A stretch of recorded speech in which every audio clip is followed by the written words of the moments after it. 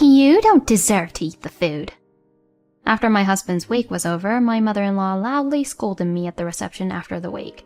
Amidst the luxurious platters of food, there was only one simple cup of instant ramen noodles in front of me. I guess she fed him this kind of food all the time. Daniel's death was your fault, for making him continue to eat poorly. It's all your fault. I started to cry. Then I picked up the fork. Thank you. What? Without paying attention to my bewildered mother-in-law, I sobbed and slurped my ramen. Because this is... My name is Natalie. I'm a 28-year-old housewife, married for 3 years this year. I met my husband Daniel in college, and we started dating.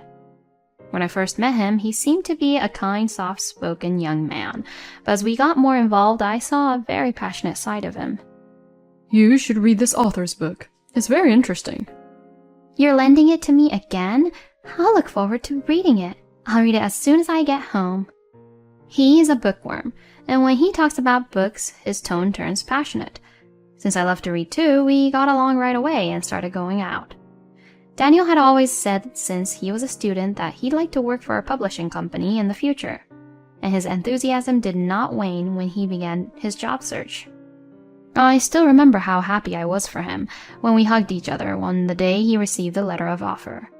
I was also interested in working in the publishing industry, but my parents wanted me to get a job as a medical clerk and work at a nearby clinic, so that was what I did. And we started living together upon graduation. And when I was in my 3rd year of working and getting used to the job, we decided to get married. We were really happy living together, so I had no hesitation when accepting his proposal. However, there was one big change when we got married. If you don't want to, I won't force you to. But can we live with my mother? Daniel made this suggestion apologetically at the dinner table. Daniel's father had passed away in a car accident when he was in high school, so his mother now lived by herself. Daniel also has an older brother, Kevin, but he and his mother don't seem to get along well, and he left home as soon as he started college.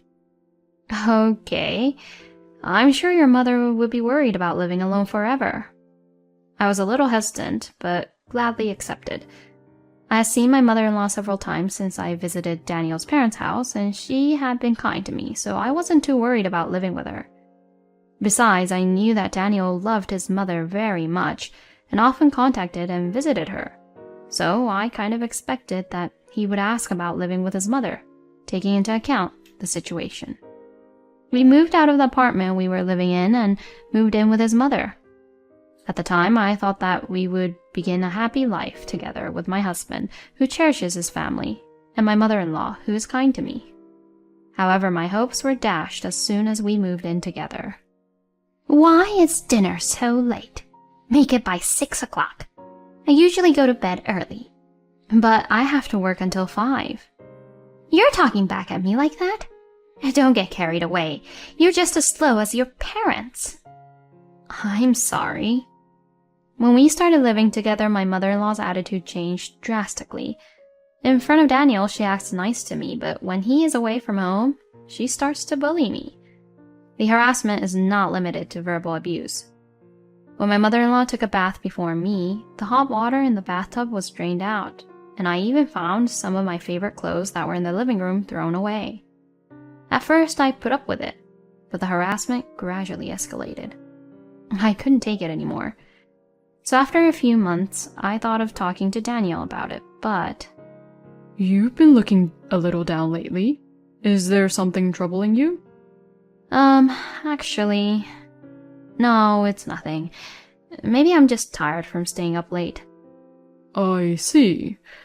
Well, I'm sorry, but I have an early start tomorrow, so I'm going to bed first. Daniel was concerned about me, but I couldn't talk to him about it because I didn't want to disturb him when he was tired from work.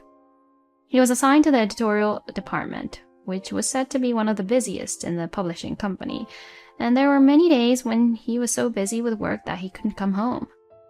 This was especially true during the busy season.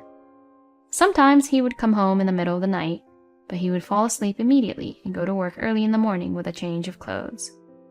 Even on his days off, he would read through piles of new books and receive incessant phone calls from his bosses, authors, and illustrators, so he never got rest.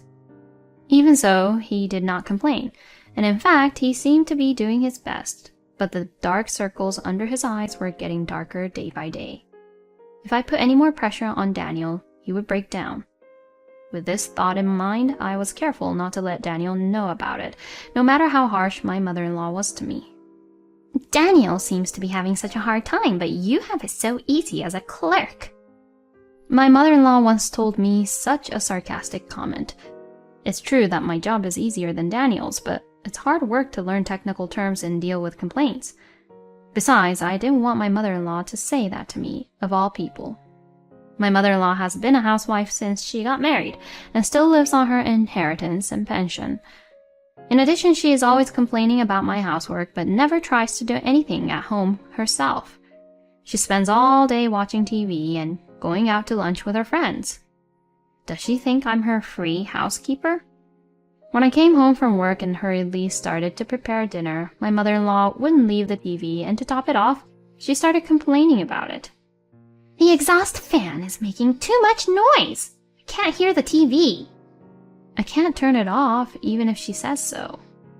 I went to a buffet lunch today and I'm full, so I don't need dinner. Daniel can't come home either, can he? Well, why don't you just skip your meal today? Skipping once wouldn't hurt. You have a job that doesn't require to move anyway. How selfish of her. I bit my lip, unable to say anything out loud. In the end, I decided to heat up a frozen prepared meal alone that day. At least if Daniel was there. I tried to be patient, but his work had become even busier than before. His working environment had become more and more demanding, with a new boss who pushed him too hard, and a colleague who suddenly quit because he could no longer stand the overwork. He said he only gets a couple of hours of sleep every night. I was exhausted by my mother-in-law's harassment, but I was determined to support him as much as I could as his wife. On days when he came home late, I cooked a well-balanced dinner that was easy to digest and put a relaxing aroma in the bedroom. As a wife supporting her husband, none of these things were special, but Daniel seemed to realize my efforts. I also kept a spare of Daniel's favorite items, from cups to socks, and replaced them with new ones as soon as they broke. Recently, perhaps due to fatigue, he has been dropping cups and forks in his hands, and when I immediately offered him the same cup that broke, he was surprised. Wow, you've been ready. I'm so thankful for you always taking care of me, even though I haven't been available at the house. He looked apologetic, but also looked sincerely pleased. It's okay, but don't overdo it. Your body is the most important thing. Thank you. I heard that there are plans to increase the number of staff in 6 months, so when that happens, we should go on a trip together. I was so happy to hear such a suggestion from Daniel, who was busy with his work, that I almost cried. And since we hadn't had any time alone without my mother-in-law for a while, I made up my mind to endure this life, looking forward to the trip. But that trip never came to be. The next week, around 2 a.m., my phone rang. Your husband collapsed and was taken to the hospital. What? Hospital? My mind went blank, and I felt like blood drain away quickly. After hearing the name of the hospital from his boss on the phone, I woke up my mother-in-law and headed for the hospital in my pajamas. I jumped out of the cab and rushed to the hospital, where I was told that Daniel was being treated in the ICU. According to Daniel's supervisor in the waiting room, a security guard found him collapsed at work and called an ambulance. He was working alone in the middle of the night, which delayed the discovery. The doctor came out of the treatment room shortly afterwards, and my mother-in-law and I crowded around him as we demanded an explanation. The doctor's diagnosis was that he had suffered a stroke, probably caused by overwork. Doctor, will my husband recover? He still has a beating heart, but honestly, the situation is very difficult. I am so sorry. He said that since his symptoms were so severe, maybe he had been feeling numbness in his limbs on a regular basis. Come to think of it, that's why he used to drop his forks and cups so often. I blamed myself so much for not noticing the signs that I slumped down on the spot and couldn't move for a while. Please, Daniel, wake up. I prayed desperately for Daniel's recovery, but he did not wake up and passed away a few days later. I couldn't believe Daniel was gone that I could hardly eat. Still, I felt I had to fulfill my role as a wife, and together with my mother-in-law we prepared for the funeral. My mother-in-law seemed equally sad, but she kept venting her pain on me. My son died because you didn't take care of him. She frequently says such things to me, but in my weakened state of mind I repented, believing that my mother-in-law was right. If I had been more sympathetic and concerned about Daniel's health, if I had been quicker to notice the slightest change, Daniel may have still been alive. My mother-in-law's outbursts stung deeply in my heart, but I put up with them because I knew it must have been painful for her too. However, the verbal abuse increased day by day. At first, she was sincerely sad about Daniel's death and was very hard on me, but then she started using Daniel's death to bully me. Daniel collapsed because of your slow housework. She yelled at me every time she saw me with her incomprehensible logic. My mother-in-law's words and my self-blame began to accumulate, and I began to decline rapidly. Still, we managed to get the funeral in shape, and the day of the wake arrived. Relatives and friends gathered to remember Daniel and to say kind words to us, but I was just going through the process with an empty mind, so no one's words really left me comforted. Perhaps because I was so zoned out, my brother-in-law Kevin called out to me. I think Daniel was happy to have married you, Natalie.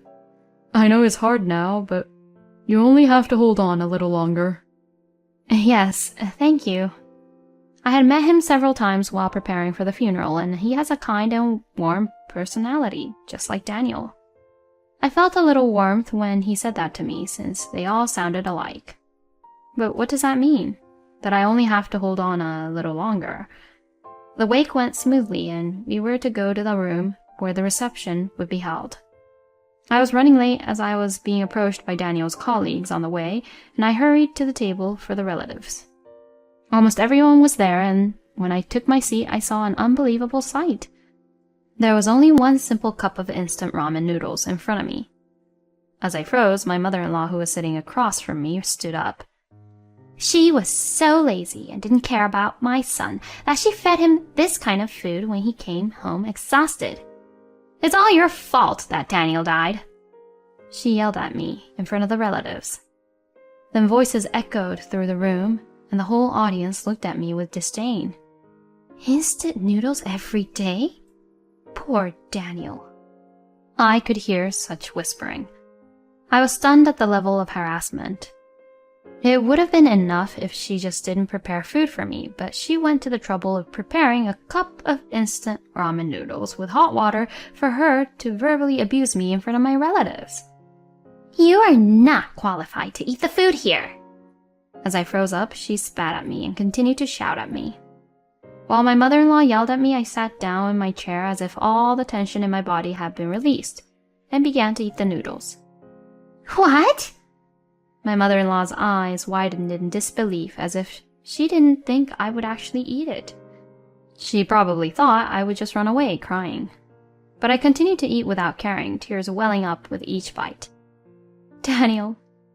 In fact, this ramen was Daniel's favorite, and we used to eat it frequently when we were in college. A taste that holds fond memories for me and Daniel, so to speak. Before I got a job, I recall Daniel saying, I'm sure I'll be busy when I join the publishing company, so I'll always have to have this on hand, while slurping his noodles happily. It was his favorite dish. So, even after we got married, I always had it in the pantry, but I rarely served it at meals out of concern for Daniel's health. In the silent room, the attendees looked at me and my mother-in-law in a surprise. In the midst of all this, a man stood up, took a small item out of his bag, and handed it to a staff member at the venue. I looked up and saw it was Kevin. I'm sorry to bother you at a time like this, but I have a video message from Daniel. The staff then arranged for a projector to project the video onto the screen at the venue. The person on the screen was in fact Daniel. My mother-in-law and I were stunned by this sudden turn of events. Sorry to bother you, Kevin. I need your help to save Natalie. It appears to be a recording of a video call between Daniel and Kevin. Daniel is speaking in front of a wall that appears to be of a conference room at his office. Actually, it looks like Natalie is being harassed by Mom. I honestly can't believe it. All eyes in the room were on my mother-in-law. This is all a lie. This is a prank. Turn off the video, Kevin. And then the video cut to our living room. Clean up your mess, ugly wife. You're my housekeeper. Don't eat my food. It was my mother-in-law cursing at me. It appeared to be a recording of our conversation at home, with my mother-in-law's vile slurs, and me apologizing to her one after the other. My mother-in-law looks very pale, shaking while holding her hand to her mouth. Daniel appeared on the projector again and began to explain. According to the story, he said that he didn't think his mother, who took such good care of him, would ever do such a thing, but he couldn't get rid of his doubts, so he has set a camera in the house. Seeing the recordings, Daniel was convinced that terrible wife bullying was taking place. However, he felt that if he pointed this out directly to his mother, she might take that situation and make it even worse. So he decided to denounce it as thoroughly as possible in the presence of a third party and consulted his brother remotely from his work. Natalie has always been so devoted to me. I love her very much, and she is my beloved wife. But I've just found out that Mom has been treating her very badly. I'll send you the video evidence later. I haven't been able to solve the problem because of my busy work schedule, and I'm causing Natalie a lot of pain. Please, I need your help. The video stopped there, and the room fell silent again. Hearing Daniel's words, I cried uncontrollably. I couldn't believe that Daniel was so concerned about me, and that he had consulted with Kevin in spite of his busy schedule. I received a sympathetic look from the attendees while they gave a scornful look to my mother-in-law. That mother is a jerk. Poor Natalie. So the story about the instant noodles was a lie? The voices of the attendees blaming my mother-in-law grew louder and louder until Kevin finally put the final nail in the coffin. Apologize to Natalie, and don't harass her ever again. My mother-in-law could no longer stay there and ran out of the room. After that, Kevin took over, and the wake was over without another incident. When I returned home, my mother-in-law was very upset that her sons had found out about her bullying and was avoiding me. I still haven't been able to get over Daniel's death, but thanks to him, I have regained my peace of mind. After the funeral, relatives who were worried about me after seeing the video visited our house frequently. I'm fine. Please, don't worry about me. My mother-in-law received to the cold stares of the relatives every time they visited. Finally, she couldn't stand such a life any longer and moved far away by herself. She seems to be living on her meager pension and spending her days without any sense of fulfillment. I felt sorry for my mother-in-law, but I wanted to cherish every minute of my life for Daniel, so I didn't contact her. I also joined volunteer activities to appeal for the elimination of death due to overwork in order to reduce the number of victims like Daniel, and started a new life.